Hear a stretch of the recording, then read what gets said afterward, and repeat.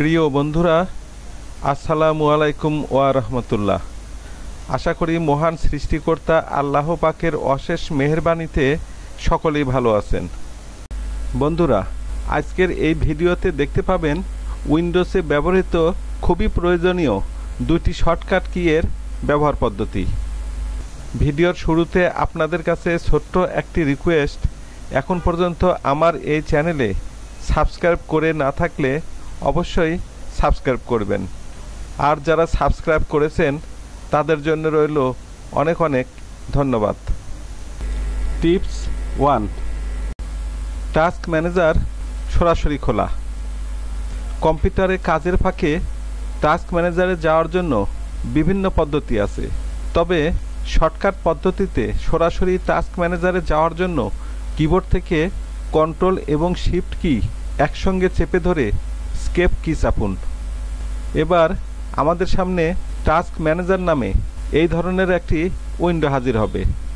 এবার আগত এই উইন্ডো থেকে বিভিন্ন প্রয়োজনে উপরের এই ট্যাবগুলো ব্যবহার করে আপনার প্রয়োজনীয় কাজ সেরে নিতে পারবেন। যেমন এই স্টার্টআপ ট্যাব নির্বাচন করে এই স্টার্টআপ প্রোগ্রামগুলোর মধ্য থেকে আপনার ইচ্ছা অনুযায়ী যে কোনো প্রোগ্রামের উপর মাউস দ্বারা রাইট ক্লিক করে এখান থেকে ডিজেবল বা এনাবল করে দিতে পারবেন এবং কাজ শেষে উইন্ডোটি ক্লোজ করে দিন। টিপস 2, স্ক্রিন জুম ইন বা জুম আউট করা, অর্থাৎ ম্যাগনিফায়ার চালু করা। কম্পিউটারে কাজ করার সময় প্রয়োজনে অনেক সময় স্ক্রিনের টেক্সটগুলো বড় বা ছোট করে দেখার জন্য স্ক্রিন জুম ইন অর্থাৎ টেক্সটগুলো বড় করে দেখা হয়, বা জুম আউট অর্থাৎ টেক্সটগুলো ছোট করে দেখা হয়।